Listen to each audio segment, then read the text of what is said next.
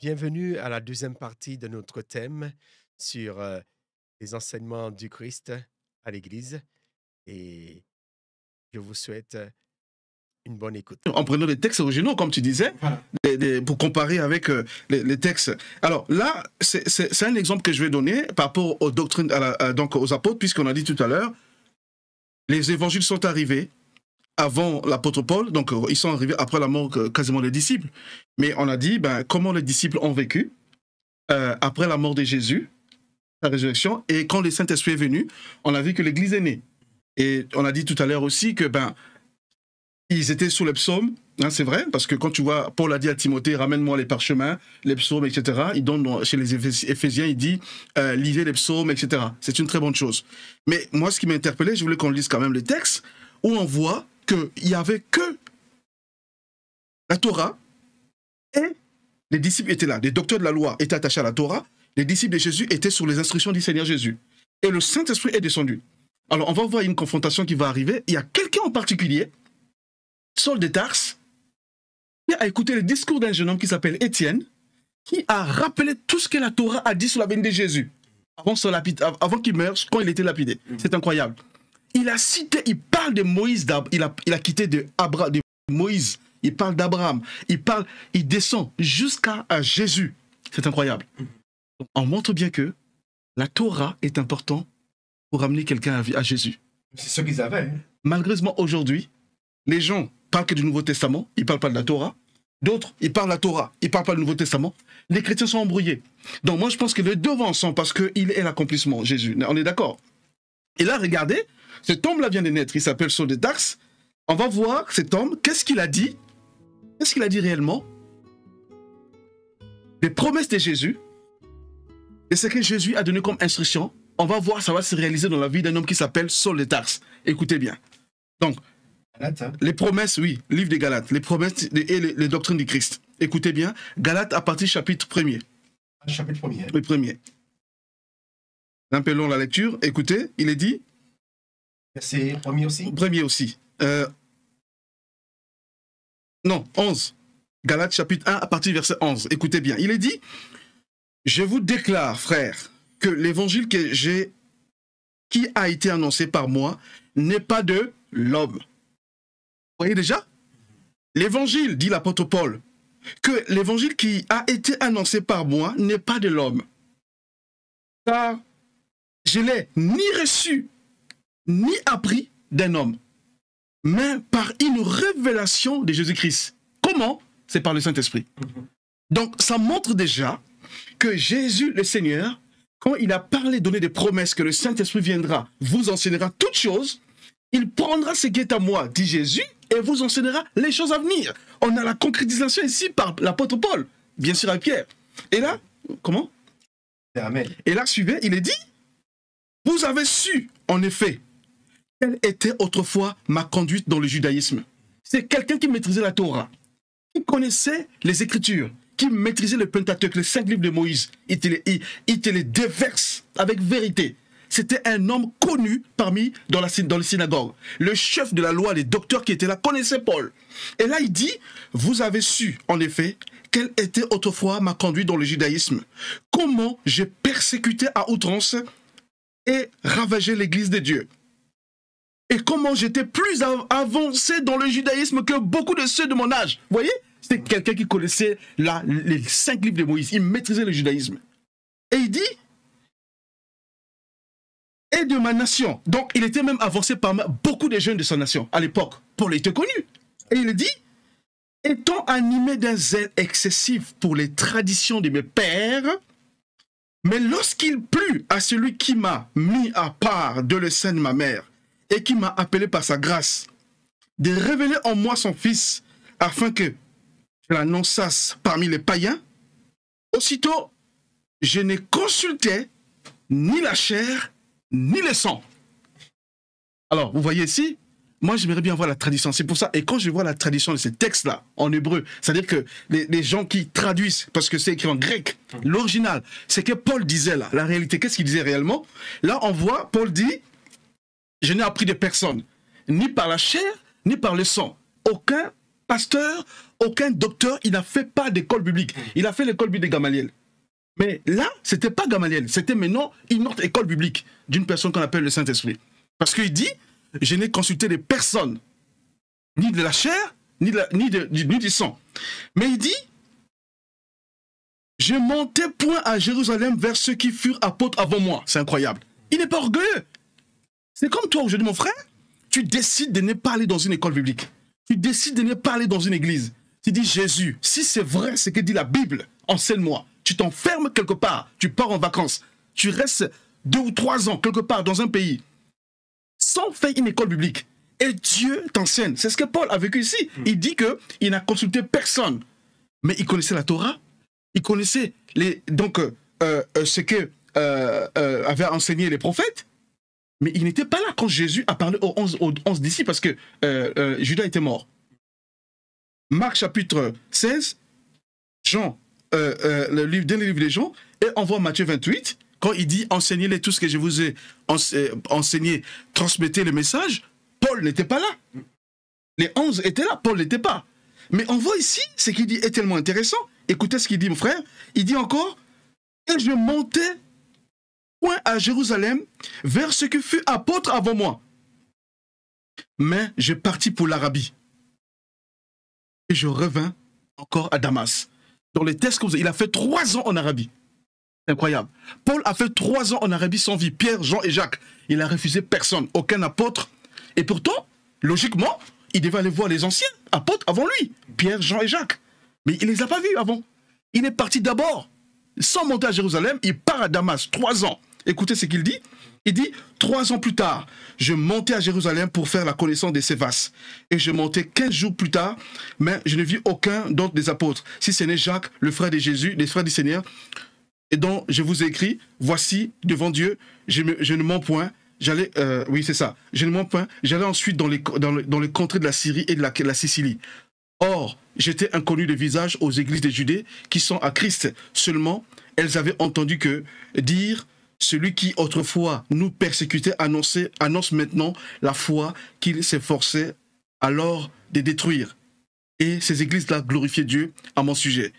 Et si on voit plus tard, 14 ans après, je montais à nouveau à Jérusalem, à Barnabas. En fait, si on voit très bien ici, frère, je parle aussi à ceux qui vont écouter, la doctrine que Paul va découvrir ici, c'est la prophétie du Seigneur Jésus quand il avait dit, le Saint-Esprit quand il viendra, il vous annoncera toutes choses, il vous conduira dans la vérité, et vous montrera les choses à venir. Il n'y a aucune contradiction avec la Torah, parce que Paul connaissait la Torah. Il maîtrisait la loi et les prophètes. La preuve, même quand il s'est converti, il a dit à qui? À Timothée, donne-moi les parchemins, n'oublie pas de m'envoyer les parchemins, y compris le manteau, etc. Vous connaissez ces passages dans Timothée.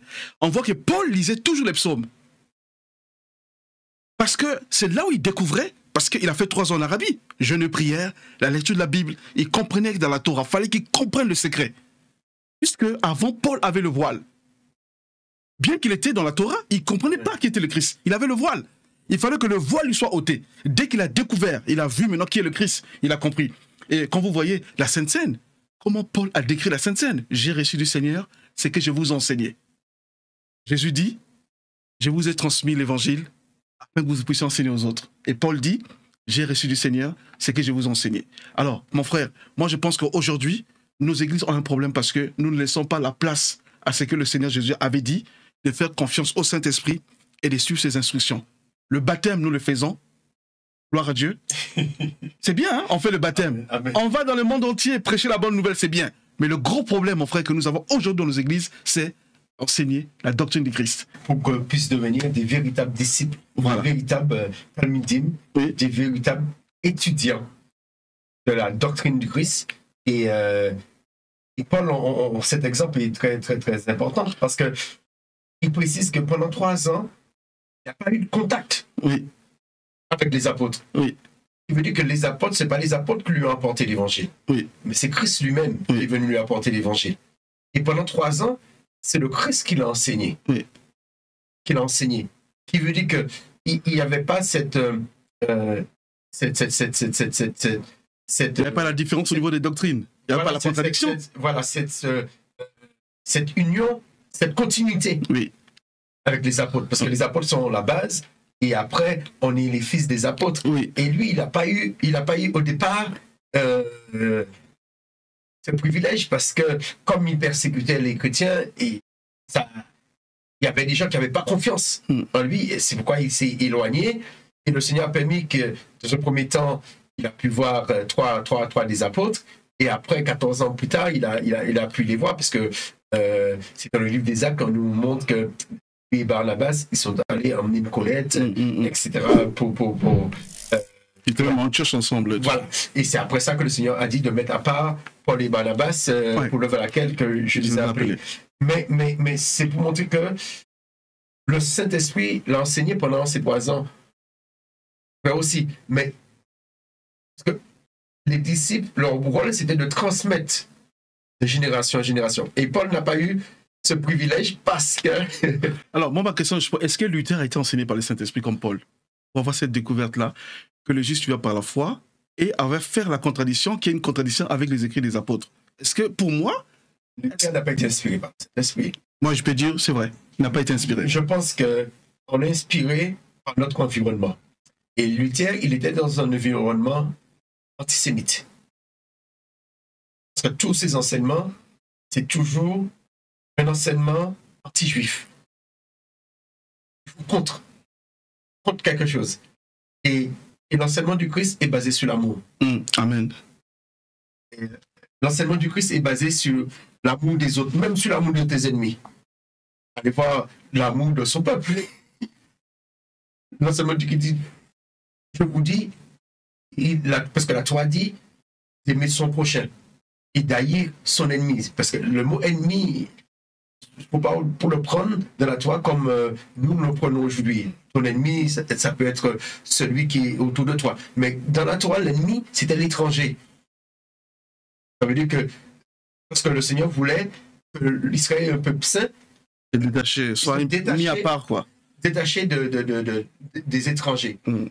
Et c'est pourquoi il leur dit que moi, je vous dis, de bénir vos ennemis. Ça veut dire que de bénir l'étranger. Et là, le Seigneur donne l'enseignement que c'est qui ton prochain. Il leur montre que le rapport aux Juifs et aux Samaritains, le Samaritain, c'est ton prochain. Puisque c'est lui qui est venu soutenir, soulager le Juif. Il veut dire que celui qui est proche de toi, même s'il n'est pas de la même ethnie que toi, c'est ton prochain. Alors, ce sont ces enseignements que le Seigneur a donnés, mais Luther est en contradiction avec ça. Il disait que si un Juif, les Juifs méritent d'être pendus et jetés sur un pont. C'est dans ses écrits. Dans ses écrits. Et il disait souvent à table, et bon, on dit c'est pour rigoler, il disait comme pour lui, comme il est marqué que là où le péché abonde, la grâce surabonde, il disait il faut pécher beaucoup pour qu'on puisse avoir plus de grâce. Ça, il disait ça en rigolant. En rigolant. Oui, bon. Mais on voyait le fond de sa pensée. Qui veut dire que la doctrine de Luther, malheureusement, n'est pas fondée par le Saint-Esprit. Oui, parce qu'il y a déjà une difficulté dans sa doctrine quand il dit que une fois qu'on est sauvé, qu'on est sauvé. Il y a un problème avec Apocalypse. Voilà. Le passage d'Apocalypse qui dit que si tu ne te réponds pas, je viendrai comme un voleur, j'enlèverai ta couronne de vie et je effacerai ton nom du livre de vie. J'effacerai. Ça veut dire qu'il était déjà écrit. Il était déjà écrit. Donc tu peux perdre le salut. Mais tu sais qu'il voulait enlever le livre de l'Apocalypse. Justement, c'est au concile. Il y a un concile qu'on a remis. Donc, tout ce qui était en contradiction avec ses enseignements. C'est ça qui m'énerve. Il disait, mais c'est moi qui ai raison. Le livre de l'Apocalypse n'est pas bon, il faut enlever. Oui, même le livre déjà. Alors là c'est là où je ne suis pas d'accord. Bon, moi, quand j'ai fait mon dossier doctrinal, bon, vous n'êtes pas... Même à l'église, je ne peux pas dire ça devant tout le monde. À toi, je peux en parler parce que ce pasteur-là va dire qu'il est rebelle. On m'a posé la question par rapport à la doctrine du Christ. Est-ce que le Christ, par rapport aux 66 livres, j'ai dit non, la Bible n'a pas 66 livres. Tout le monde me dit mais non.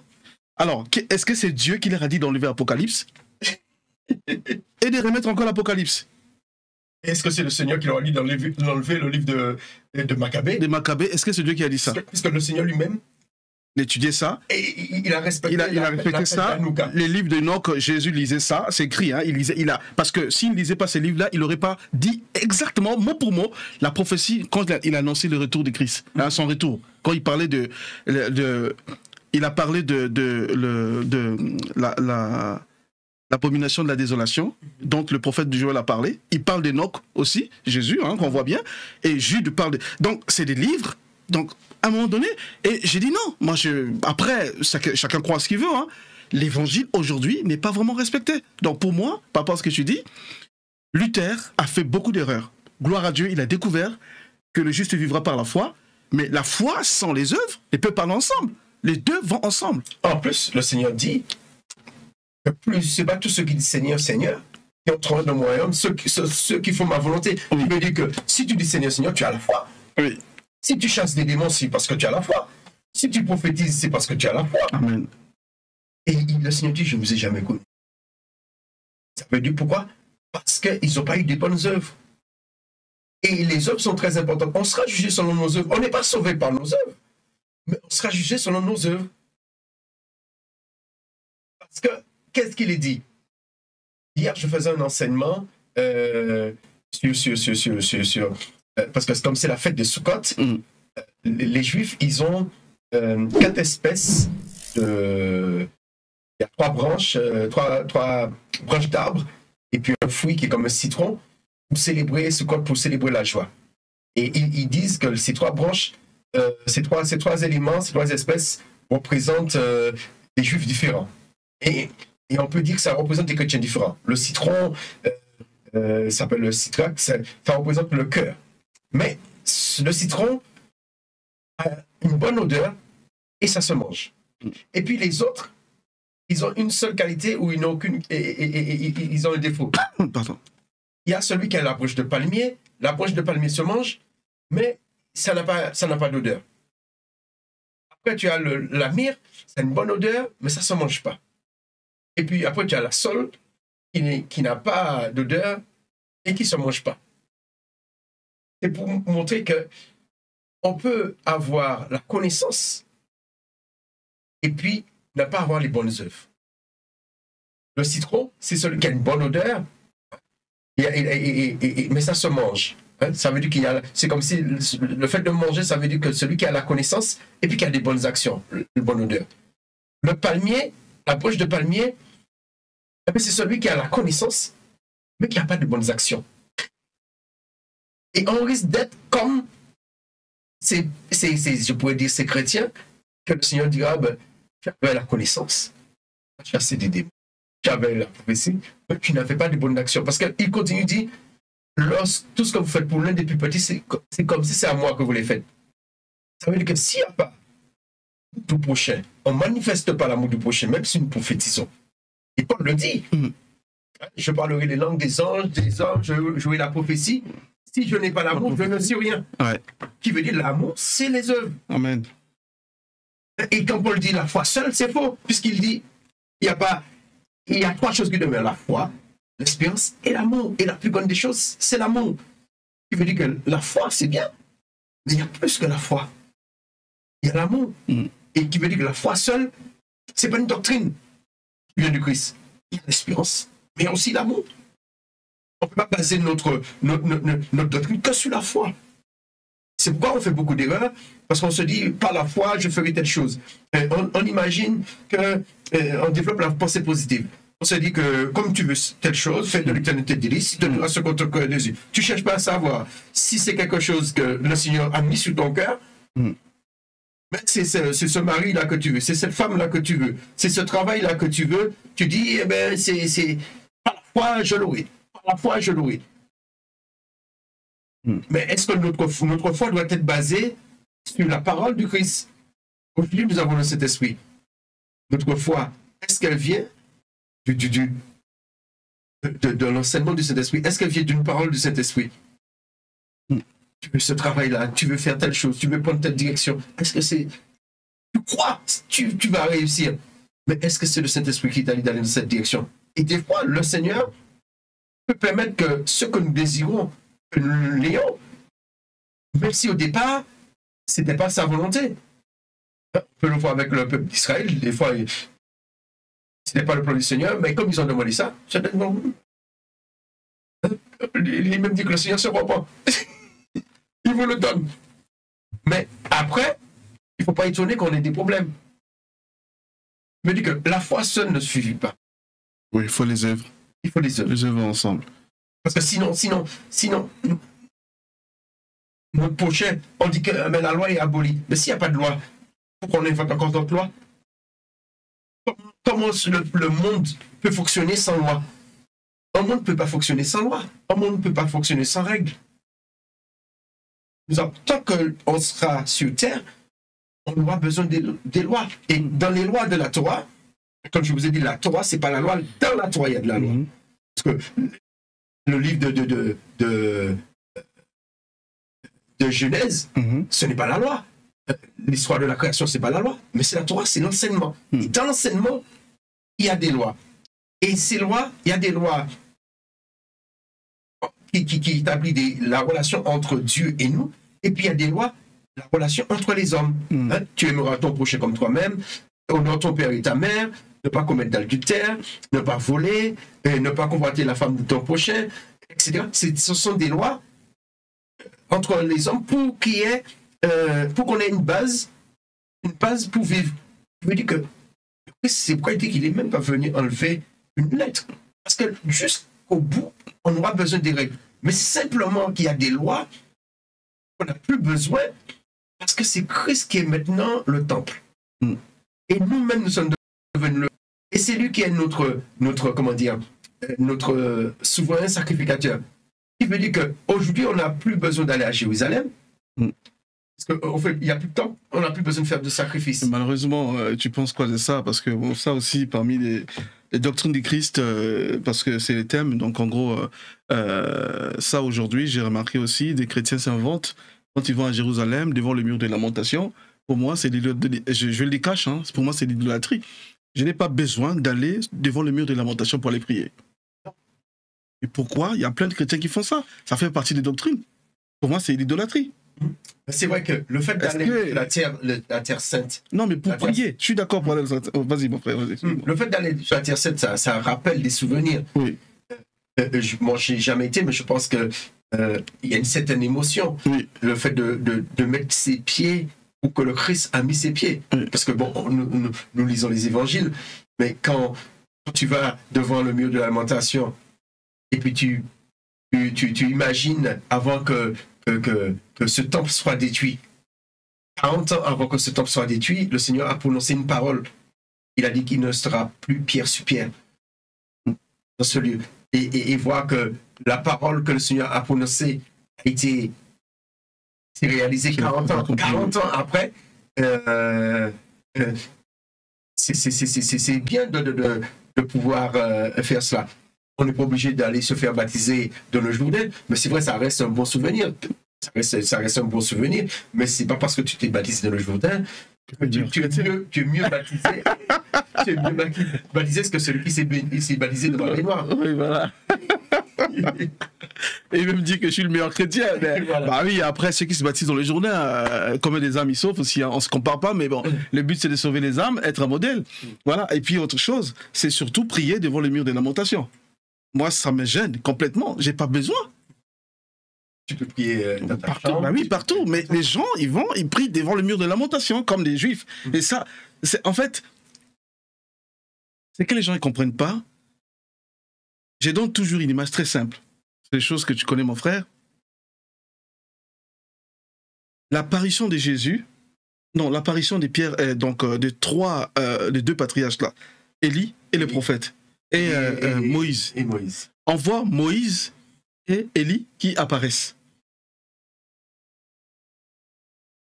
Jésus passe dans une autre phase qu'on appelle... Bon, après, il y a des termes que j'aime pas dire quand je prêche, parce que quand tu dis ça, les gens disent c'est la sorcellerie, c'est la magie. En fait, en physique... Oui, non, la transfiguration, c'est très simple. En fait, c'est trop bas. C'est un mot qu'on appelle, c'est-à-dire qu'il change de nature. C'est des changements de nature. Jésus était matière, il passe en fait, il passe à un corps de gloire comme il reviendra. Je sens qu'il n'avait pas le droit. parce que Jésus n'était pas encore mort. Il n'était pas encore glorifié. Mais il reprend sa nature divine. C'est-à-dire qu'en un clin d'œil, il y a une transformation de Jésus, qu'on appelle la transfiguration. Bon, et puis, bon, il y a des termes, ceux qui sont dans la physique quantique, ils appellent ça les rayonnements. Tu vois? C'est-à-dire que c'est une autre nature. C'est Einstein, mais bon, il n'a pas pu. Hein, c'est les scientifiques veulent savoir, mais ils n'ont pas pu parce que c'est une pensée qui est tellement profonde, tu peux pas. Il faut aller voir lui-même le maître. Quand c'est connu au Christ, là tu comprends qu'est-ce qu'il voulait dire. Là, on voit les deux qui apparaissent. Il y a Élie, les prophètes, et on voit Moïse, qui est donc aussi un des prophètes. Mais Moïse représente la loi, parce que la loi est venue par Moïse. La loi n'est pas venue par Jean-Baptiste ou bien par Élisée. La loi est venue par Moïse. On voit Moïse qui est pour la loi et les prophètes. Et tout d'un coup, on voit Jésus qui discute avec eux. Qu'est-ce qu'il se disait? C'était, en fait, quelque temps après, c'était même pas 2 ou 3 jours, hein, vous allez voir, après, il y a eu la mort du Christ. Ah, il y a eu d'autres choses. Qu'est-ce qui s'est passé?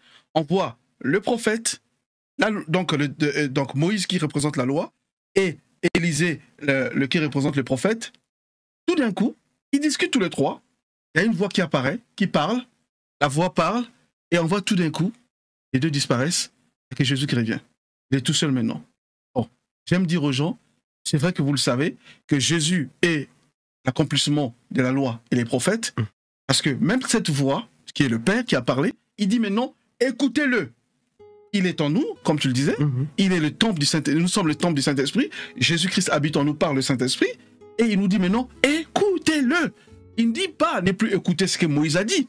Ce sont des choses qui sont vraies, mais en Christ, vous avez la réalité de ce que Moïse avait dit. En réalité, ce que Moïse disait dans l'Ancien Testament, si vous voulez bien comprendre la pensée de Moïse, vous devez passer par Christ, parce que Christ est la lumière, va vous éclairer sur l'Ancien, puisqu'il est l'accomplissement. Malheureusement, beaucoup les chrétiens ne comprennent pas ça. Dans nos églises, ce n'est pas beaucoup enseigné. Et ce qui fait qu'en église, le Nouveau Testament, les faux prophètes, ils viennent, ils profitent, ils dépouillent les chrétiens avec de l'argent, parce qu'ils se présentent comme Moïse, il a l'onction de Moïse, il se présente comme Élisée, le prophète Élie, parce que tu dois faire le gâteau en premier, il faut donner l'offrande du prophète, l'offrande du patriarche, voilà. Et les chrétiens se font avoir, surtout en Afrique, mon frère. Il y a plein de chrétiens qui se font avoir parce que ils ne connaissent pas la doctrine de Christ. Ils ne sont pas enseignés dedans. Et on n'a pas besoin d'aller à l'école biblique. Déjà, les enseignants qui sont là doivent enseigner à l'église. Tout le monde doit pas aller à l'école biblique. Tout le monde n'est pas obligé d'y aller. Parce qu'il y a d'autres qui travaillent, ils ont des familles. Aller faire 5 ans ou 4 ans l'école biblique, c'est compliqué. Même si tu fais l'école biblique en ligne, c'est bien. Mais je me dis, c'est ceux-là qui sont appelés au message de l'évangile, comme toi et moi et les autres, et prêcher dans l'église pour que les chrétiens soient équipés très fort. Et là, pour moi, il y aura, franchement, crois-moi, on va mieux interpréter la Bible. Parce qu'on ne peut pas interpréter la Bible avec des erreurs. Et si on interprète la Bible avec des erreurs, on ne comprendra pas quelles sont les promesses du Christ. Ça, c'est sûr. Ça, c'est mon avis personnel. Donc, bon, là, l'heure est avancée. Moi, je voulais savoir par rapport au thème qu'on a cité. Je pense que la prochaine fois, on verra. On va faire la suite après. On va faire la suite. Là, on a vu on a vu les promesses de Dieu, on a vu l'Église et la parole du Christ. Là, on a vu un peu les promesses. Et j'aimerais bien que tu détailles un peu. Bon, je te laisserai l'occasion de présenter à ton tour surtout la mort du Christ et la croix. Oui, je pense que ça prendra trop de temps. Bon, on va résumer, hein, on va résumer. Oui, voilà, j'aurais bien aimé intervenir sur... je pense que quand il y a eu le moment de la Sainte Seine, avant sa mort, il dit « Faites ceci en mémoire de moi ». Et nous avons trop tendance à oublier qu'il est en train de parler de la mémoire du jour de sa mort. Et c'est vrai, on célèbre la résurrection, mais lorsqu'on regarde le livre de l'Apocalypse, on célèbre l'agneau immolé. Et digne l'agneau immolé. Et tant qu'on est sur cette terre, tant qu'il n'y a pas la nouvelle terre et les nouveaux cieux, nous devons continuer à célébrer ce jour de sa mort. Et je crois que les chrétiens, nous avons tort de ne pas respecter le jour de la mort du Seigneur à la date précise. Le Seigneur, il n'est pas mort un vendredi. Il n'a jamais dit de fêter le vendredi saint. Mais lorsqu'on regarde beaucoup de fêtes, les fêtes qu'on retrouve dans Lévitique 23, c'est lorsqu'il y a des nouvelles fêtes, souvent, se fait le même jour qu'une fête existe déjà. Par exemple, on regarde pour la fête que les chrétiens appellent la Pentecôte, qui est la fête des semaines. Au départ, quand on regarde dans le livre d'Exode, cette fête est appelée la fête de la moisson et des prémices. Oui. Hein, on retrouve des chrétiens maintenant, ils font les prémices en janvier, ils font des prémices, ils font la moisson en août, etc. Et dans le livre de Deutéronome, il parle de la fête des semaines. Cette fête est devenue une double fête, si on peut dire. C'est le jour qu'on fête les prémices, qu'on fête la moisson, mais qu'on fête aussi les semaines. Il y a la troisième fête de pèlerinage, et je vais revenir sur la première Pâques. La troisième fête de pèlerinage est la fête de Sukkot, la fête du tabernacle. Au départ, ça s'appelle la fête de la récolte, dans le livre d'Exode. Et dans le livre de Deutéronome, on nous parle de la fête des tentes, la fête des cabanes. Ça veut dire que le Seigneur choisit pour fêter la fête des cabanes le même jour qu'on fête déjà la fin de la récolte. Hein. C'était surtout la récolte des fruits. Et la fête de la moisson, c'était plutôt la moisson du blé et tout ce qui sert à faire le pain. Et pour revenir à la première fête, qui est la fête de Pâques, la fête de Pâques, l'origine, c'est la libération en Égypte. Et le Seigneur, il choisit le même jour on sacrifie l'agneau pour que lui soit sacrifié. Et je trouve dommage que nous, les chrétiens, on passe à côté de cela, que ne pas respecter, ne pas célébrer la célébration du jour que l'agneau a été immolé à la même date que les Juifs sacrifient, on veut dire, tuent l'agneau. Et on regarde que le Seigneur, il est mort au coucher du soleil, au même moment que dans le livre d'Exode qui dit de sacrifier l'agneau entre les deux soirs. Ça veut dire au coucher du soleil. Et c'est là qu'on comprend que, et c'est le 14, c'est-à-dire juste avant la pleine lune, le 15, parce que le calendrier biblique, c'est un calendrier lunisolaire. Ça veut dire chaque mois, ce sont des mois lunaires, hein, des mois qui font soit 29 jours ou 30 jours.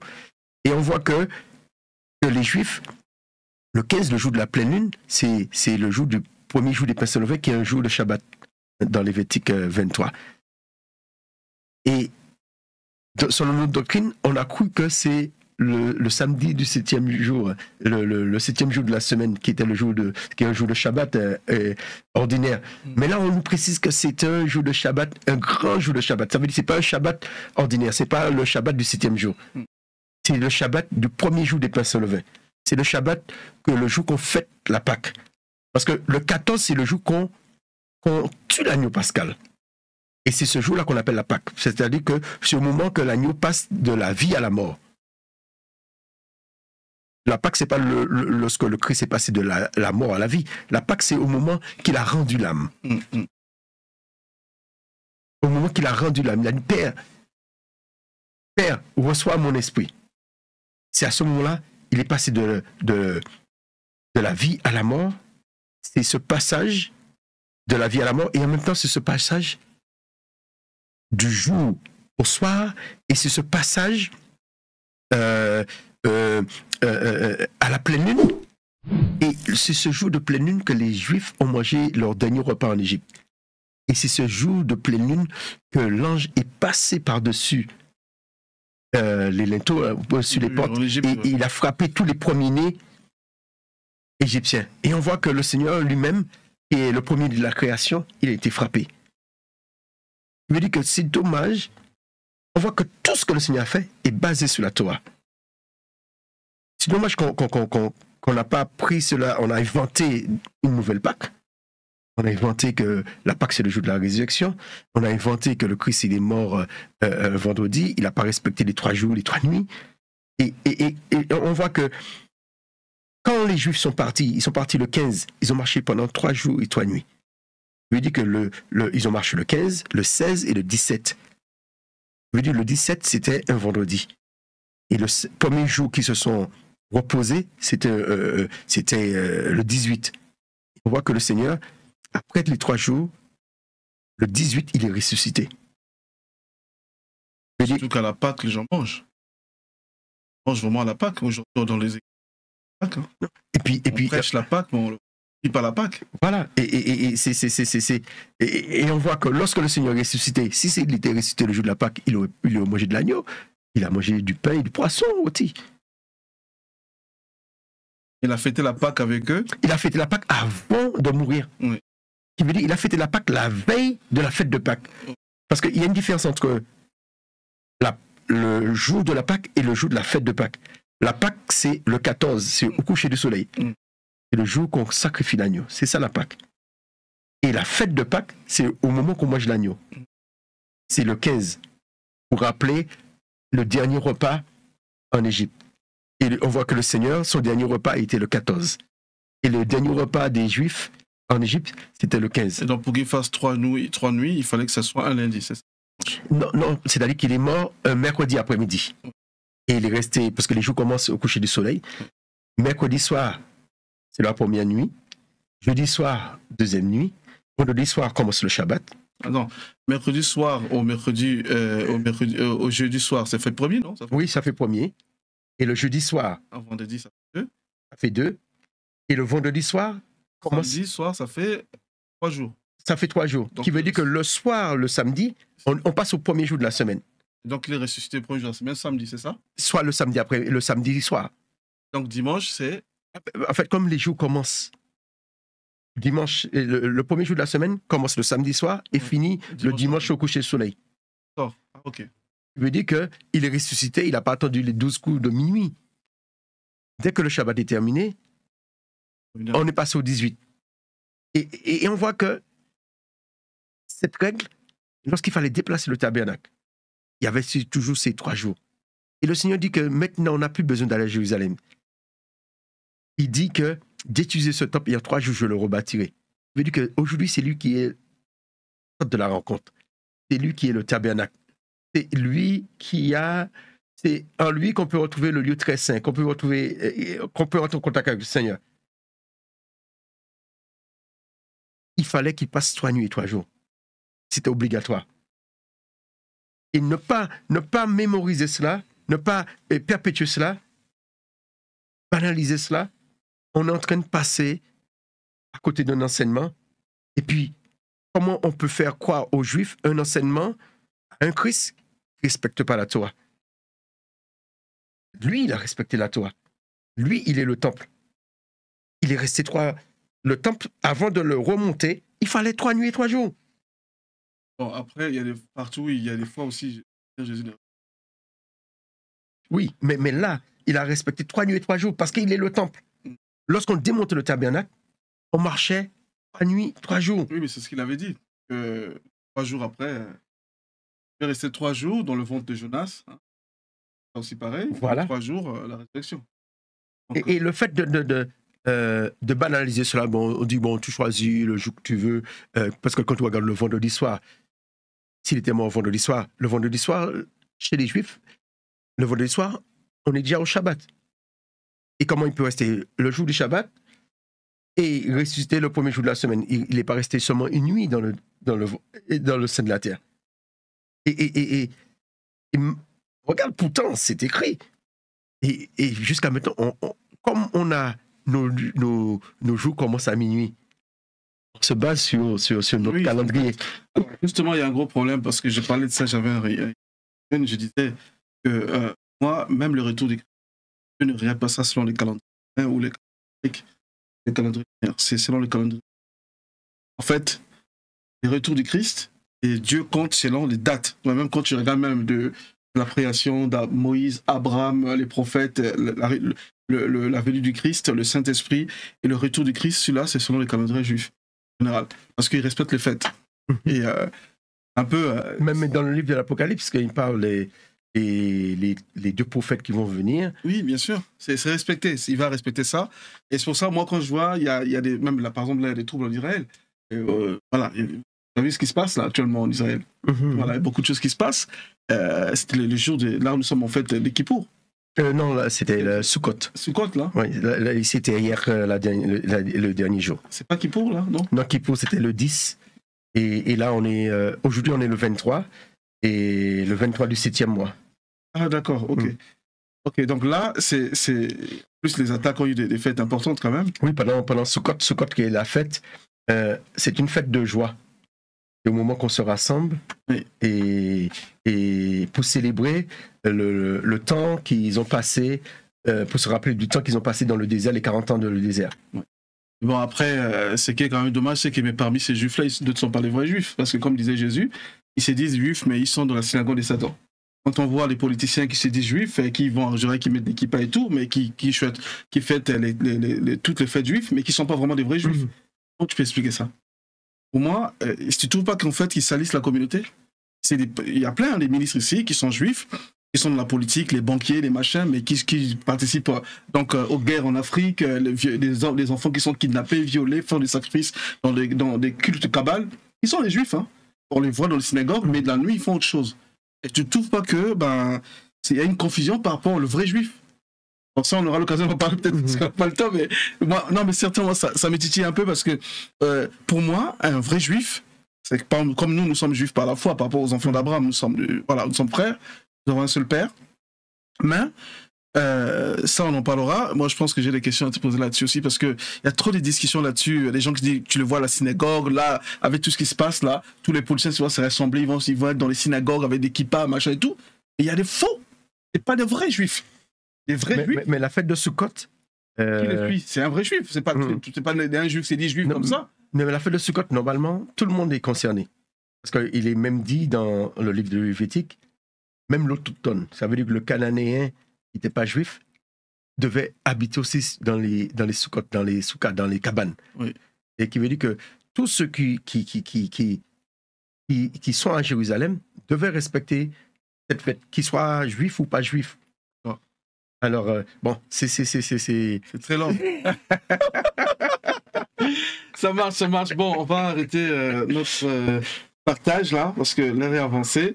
Et on va traiter les sujets sur la mort de Christ et la croix, de Christ aussi. Comme ça, tu pourras détailler un petit peu ça. Voilà. Je pense que ça va aider certains. Je connais un frère qui est un peu... qui fonctionne un peu comme toi et tout. Je pense que ça peut l'intéresser. Je vais lui en parler. Oui. Après, on parlera sur la résurrection de Jésus.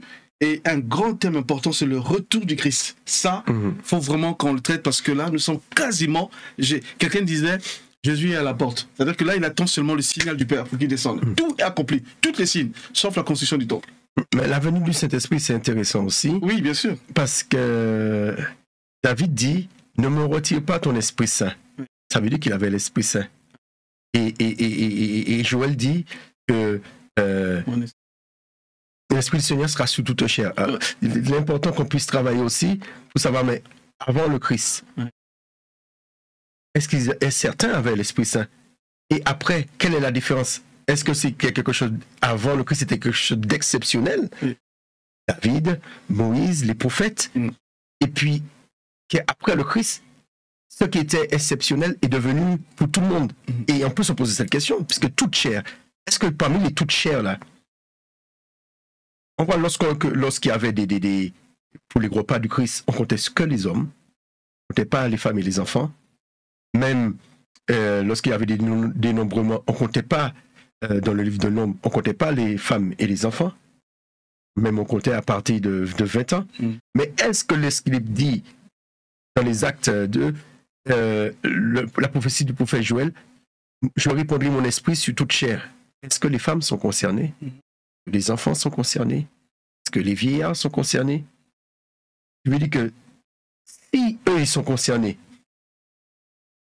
pouvons-nous les empêcher de parler de la parole du Seigneur? Peut-on empêcher une femme de parler de la parole du Seigneur? Alors, qui veut dire que juste cette phrase-là, ça me donne beaucoup de... Oui, mais parce que par rapport à Que la femme doit se taire et tout. Voilà. Bon, on aura le temps On aura le temps d'en parler quand on parlera des rôles ministériels. Parce que oui, c'est vrai que le problème, c'est que les gens confondent. Parce que Paul, quand il dit que la femme se taise dans les églises, dans ce cas, la femme ne doit pas prophétiser. Voilà. On comprend ce que Paul voulait dire là. Mais les gens détournent. Elle ne doit pas chanter. Voilà, elle ne doit pas chanter. Elle ne peut pas prier en public. Elle peut le faire sous un arbre, comme Déborah. Voilà, elle ne peut pas prier en public. Elle ne peut pas prophétiser. Mais pourtant, il dit que tous prophétisent. Donc, c'est au pluriel. Toutes les femmes peuvent prophétiser. Mais bon, c'est une incompréhension et puis la mauvaise traduction de pas mal de responsables. Et puis surtout la mauvaise interprétation. La mauvaise interprétation. C'est pourquoi il est important qu'on va voir toute chair. Toute chair. Est-ce que les femmes font partie de toute chair? Est-ce que les enfants font partie de toute chair? Bien sûr, toute chair, tout le monde. Le jour de la Pentecôte, il y avait des femmes. Mais oui. Elles en parlent en langue. Amen. Bah, voilà. Donc, une femme qui parle en langue, qui prophétise pas, il y a un problème. Voilà. Les 120 n'étaient pas 120 hommes. Non, il y avait des femmes aussi. Et, je pense qu'il y avait même plus de femmes. Voilà. Ouais. Ok, je pense qu'il y a beaucoup de peine sur la planche. Bon, je te laisse terminer par la prière, mon frère. Merci Seigneur. En tout cas, merci pour ces temps que nous avons passés, mon frère Jean-Luc. Et je bénis Dieu pour ça et je demande que le Seigneur nous conduise. L'idée, c'est que ceux qui vont écouter vraiment ces émissions qu'on va faire, vraiment, ceux qui vont écouter, s'il vous plaît, mettez des petits commentaires et des petits j'aime. Voilà, donc réagissez. Si vous avez des questions, vous pouvez nous contacter. On va vous répondre. Surtout sur mon frère qui maîtrise la partie dans la doctrine sur la Torah. Ça peut vous aider. Pour ceux qui se posent des questions sur les fêtes juives ou les mots originaux qu'on retrouve sur la Torah, et ça peut vous aider. Donc, n'hésitez pas à nous écrire, à faire un petit mot et ça sera génial pour vous. Le but, c'est que chacun apprenne et que nous puissions avancer avec Dieu. Après, il y a d'autres termes, on parlera sur la prière, le Saint-Esprit, la puissance de Dieu, la délivrance. Ce sont des termes bibliques, ces enseignements que Dieu a révélés par ses serviteurs, les apôtres. Amen. Amen. Je laisse mon frère prier et terminer. Merci Seigneur. Merci Saint-Esprit, parce que tu nous as assistés. Merci pour la connaissance de mon frère Jean Aimé. Et Seigneur, je te bénis pour cela parce que je crois que dans ton plan, tu voulais qu'un jour qu'on puisse se rencontrer et je suis très heureux de l'avoir rencontré, d'avoir partagé avec lui. Et merci pour le travail que toi, tu feras au travers de tout ce qui a été dit. Amen. Et tu dis que le Saint-Esprit est là pour nous rappeler ce que tu as dit. Amen. Alors Seigneur, nous te prions que s'il y a des choses que nous avons dites et qui ne venaient pas de toi, que le Saint-Esprit puisse nous reprendre. Alléluia. Et que les auditeurs, que le Saint-Esprit puisse les éclairer pour leur montrer ce qui est bon et ce qui n'a pas été bon que nous avons dit. Alléluia. Merci, cher Saint-Esprit. Merci parce que tu vas continuer ton œuvre dans les cœurs, car je crois vraiment que toutes les réformes qu'il y a eu au sein des assemblées, au sein des églises, au fil des siècles, il y a certaines réformes qu'il faudrait revenir dessus parce que ces réformes ont été des déformations de ton enseignement. Et nous voulons que toi, tu puisses nous éclairer, nous montrer là que ta parole a été déformée, là que ton enseignement a été déformé et que nous puissions retourner à l'enseignement primaire que tu as donné à tes apôtres et que tu n'as pas donné à ton Église. Merci. Merci pour cette ouverture d'esprit que tu nous donnes. Merci pour Jean-Claude qui nous ouvre les portes de son studio pour que nous puissions partager ce que nous avons sur le cœur. Merci parce que il y a des choses que nous avons dites que nous ne pourrons pas le dire dans certaines églises, que nous ne pourrons pas le dire aussi face à d'autres serviteurs ou d'autres servantes. Mais je te bénis parce que tu as mis dans le cœur de chacun de nous le retour à la sainte doctrine. Amen. Le retour à la doctrine que tu as demandé à tes disciples d'enseigner. Le retour à ce que tu as prescrit à tes disciples.